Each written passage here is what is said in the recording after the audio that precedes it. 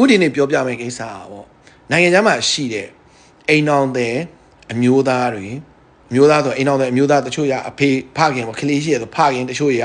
အမျိုးသမီးပဲရှိတယ်နော်အဲ့တော့ဦးကပြောချင်တာသူတို့ရဲ့ခံစားချက်ကိုဦးကမြန်မာနိုင်ငံမှာကြံခဲ့တယ်သူတို့ရဲ့မိန်းမတွေသူတို့ရဲ့ကလေးတွေကိုသိစေချင်တယ်နိုင်ငံခြားရဲ့ဘဝဆိုတာခင်ဗျားတို့မြန်မာနိုင်ငံမှာကြံခဲ့တဲ့အမျိုးသမီးတွေထင်တယ်လို့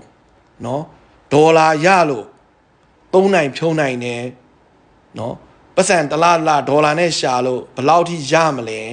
ဒီလားကြရင်ငါယောက်ျားပတ်စံဘယ်လောက်ပို့ရင်ငါဘာတွေဝယ်လိုက်မလဲဘာပစ္စည်းအကောင့်တွေဝယ်လိုက်မလဲဘာတွေကိုသုံးလိုက်မလဲဘဒုကိုကြွားလိုက်မလဲအဲ့ဒါမျိုးကြီးပဲစဉ်းစားနေခင်ဗျားတို့မှားနေပြီဘာဖြစ်လို့လဲဆိုနိုင်ငံခြားမှာထွက်လို့တဲ့အိမ်အောင်တဲ့ယောက်ျားလေးတွေခံစားချက်ကသူတို့မှာနော်ဒီခရီးကိုစထွက်ဖို့အတွက်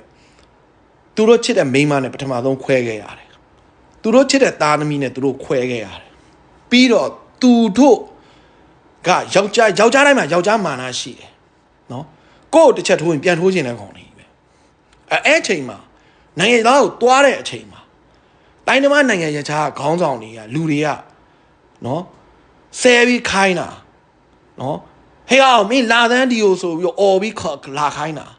ပစ္စည်းတစ်ခုကိုပြရင်ခြေထောက်နဲ့ထိုးပြီးတော့တဲခြေထောက်နဲ့ပြပြီးတော့တဲခိုင်းတာအဲ့လိုမောင်းမိုင်းရန်ဆက်ဆံနိုင်ငံခြားမှာဆက်ဆံတာတော့တီးခံပြီးတော့မျိုးသိပ်ပြီးတော့နော်အော်ငါကဒီမှာတရက်လှုပ်လိုက်ရင်နော်ငါပတ်စံဘယ်လောက်ရမလဲငါပတ်စံရရင်ငါမိသားစုကိုလာကုန်လို့ပို့လိုက်ရင်ငါမိသားစုဘယ်လောက်ထိပတ်စံရပြီးတော့ဘာတွေစုမိမလဲဘာတွေ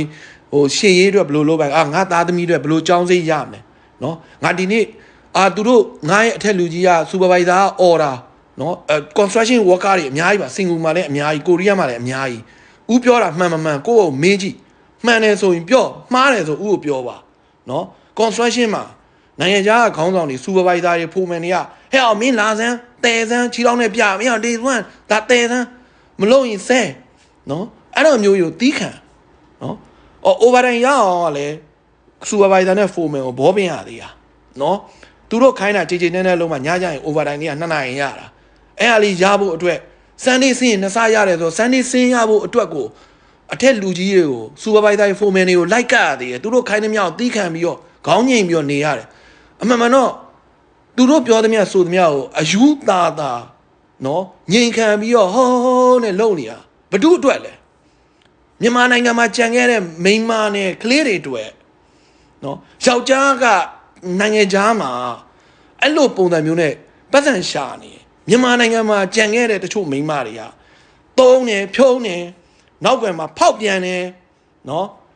သူတို့ကအကောင်းသားကြီးဝစ်တယ်အားရှိဖုန်းနဲ့တောင်းချမ်းနေတယ်ယောက်ျားကတော့နိုင်ငံခြားမှာအသေးလောက်ရတယ်နော်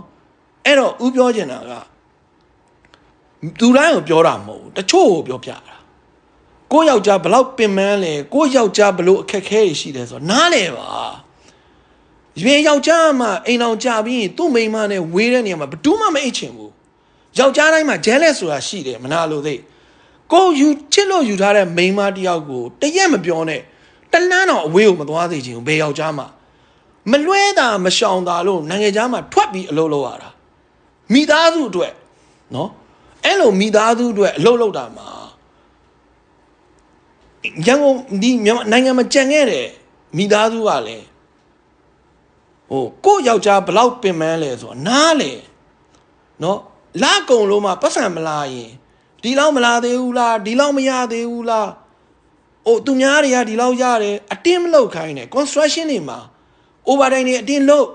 ကျမ်းမာရေးတွေကချိုးရင်းနောက်ဆုံးတိုက်ပေါ်ကပြုတ်ကြအဖေကနေရဖြစ်ခြေကျိုးလက်ကျိုးဖြစ်စိတ်ဖိစီးမှုရများတစ်ဖက်ကလည်းမိသားစုကပတ်စံကိုတောင်းတစ်ဖက်ကလည်းအလောက်ကလူတွေကအသေးဆူကြာတော့အဲ့လူကစိတ်ထွက်ပေါက်ပြပြီးတော့နောက်ပိုင်းဘာဖြစ်သွားလဲဆိုတော့နိုင်ငံခြားမှာအရက်သမားဖြစ်ကောနောက်ဆုံးဘာဖြစ်လဲဆိုတော့ဒီတော့ဖြစ်ရကွာထားတော့ဆိုပြီးတော့နိုင်ငံခြားမှာတွေ့ရကောင်မနဲ့ကောက်တွေ့ရောအဲ့မှာနေပြဿနာရတက်ကောမိသားစုတွေပြက်ဟုတ်ပြောအဲ့တော့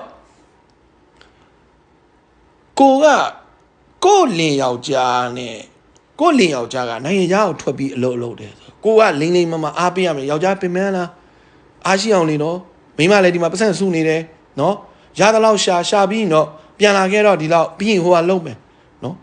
ဒါပေမဲ့ယောက်ျားတစ်ယောက်ကအခက်အခဲရှိရင်နိုင်ငံခြားမှာမေးဘလို့ဖြစ်တယ်ဒါကဦးကကောင်းမွန်တဲ့ယောက်ျားကိုပြောတာ